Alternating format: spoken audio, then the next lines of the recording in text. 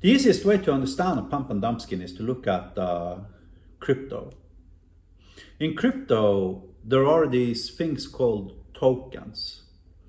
They are generated using mathematical formula based upon smart contracts, typically originating from Ethereum.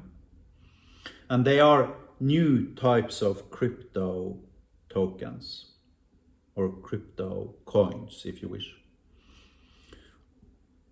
The way a pump and dump scheme works in regards to this is that they have an ICO, initial coin offering, which is like a date and a time when users are allowed to start buying the coin.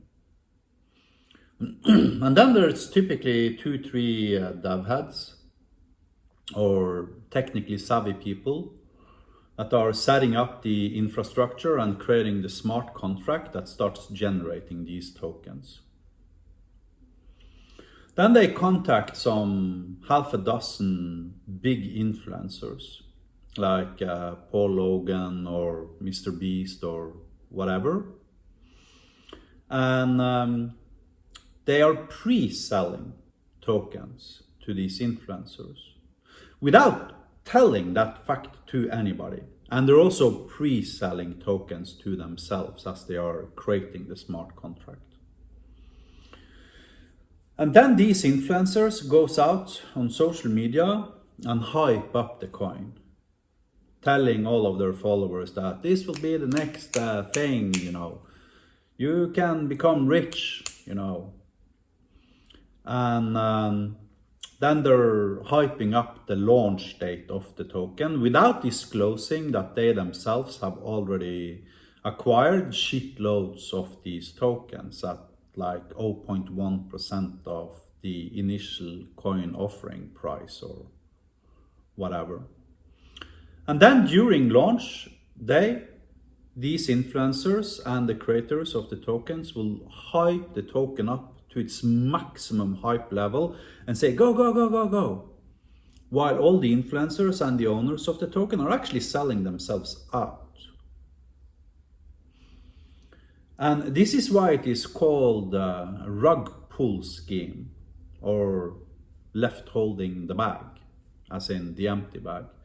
Because it's basically a scam based upon generating hype around a construct that makes other people believe that they can become rich, while really what is actually happening is that a million suckers are basically giving their money away to the creators of these tokens and their influencer friends without ever getting anything back in return.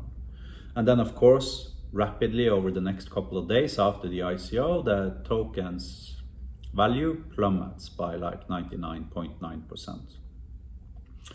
And the masses of people who actually purchased it on ICO day have basically lost all their money. They've wiped out their savings.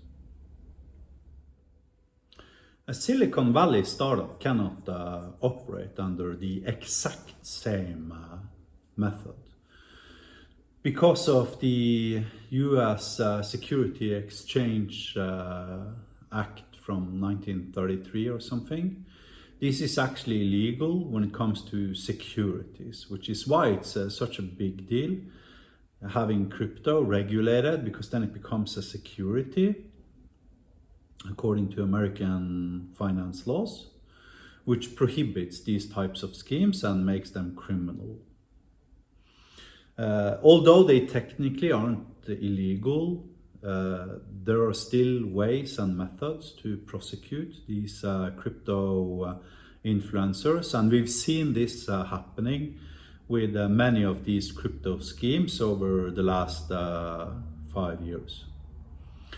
So, but a Silicon Valley venture capitalism fund can use the similar mechanisms. First of all, immediately once a Silicon Valley A-level venture capitalist firm enters a startup, and buys like 3, 5, 7, 10% or whatever of a startup, the evaluation of that company instantly goes up 10x, instantly. Simply because of that, the perceived value of the company has increased due to the fact of that a previously successful venture capitalist firm has been willing to bet on the company's ability to become a successful unicorn.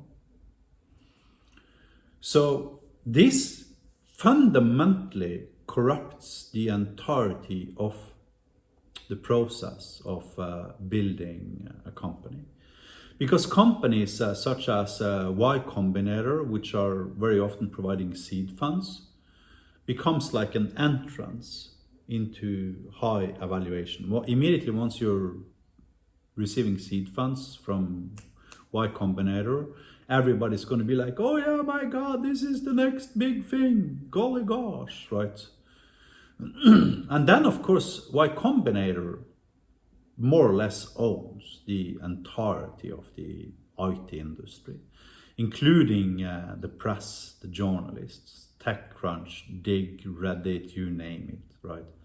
And they're basically implicitly saying by entering a startup and giving them seed funds that you need to write about these guys, period, right? So once you're funded by Y Combinator, instantly you will see your website visits increase by 10x overnight. Because these IT magazines will start writing about the startup and give it a lot of attention. And this results in other people being curious about the company and maybe tries out their products. And then these other venture capitalist firms comes after, they're very often following suit according to Y Combinator's investments, and they buy in. And as they are buying in, the quality of the startup's products consistently plummets like a rock in water. Because now, all of a sudden, the original entrepreneurs no longer controls the company alone. And they have binding deals with big VC firms, with milestones and stuff like that. So the interest of actually building a great product has been strangled by the need to meet these milestones. And these milestones can be 500 registered users, million downloads, 250,000 app store installations, etc., etc. At which point the original founders, instead of focusing on the problem domain they set out to actually solve, they're moving their focus over to how to gain adoption, right? To create a platform for the future. So quality of products plummets like a rock in water. Because unless they meet these milestones, you know, the VC firm is gonna withhold their next round. There's not gonna be a B round or a C round or whatever, right? So now, when you have the crypto-based rug pull scheme in mind, and you're looking at how the VC firms operates, in particular Y Combinator, you realize that it's just a variation of the bigger fools theory, which of course explains why 80% of every single startup fails. Because at the end of the day, the users are going to realize, holy fuck, there's fucking nothing here. This is junkware. I don't need this crap. I was much better off with my previous stuff, right? You see, building a successful startup is ridiculously simple. Ainiro, my company, has been profitable from day one. Day one. Interestingly, if you do a calculation on Ainiro, according to its current revenue and its current revenue growth, and you use standardized metrics for constants, such as P over E, iNiro is worth 240 million US dollars today. Now, of course, no sane investor is ever going to purchase iNiro for that amount, because up until 2 days ago, iNiro had one single employee, me. And 2 days ago, I hired a junior dev, and he's an amazing guy, but I mean, he's junior, right? He didn't help build the platform. And he was hired 2 days ago. So no sane investor is going to pay $240 million basically for me and my IP.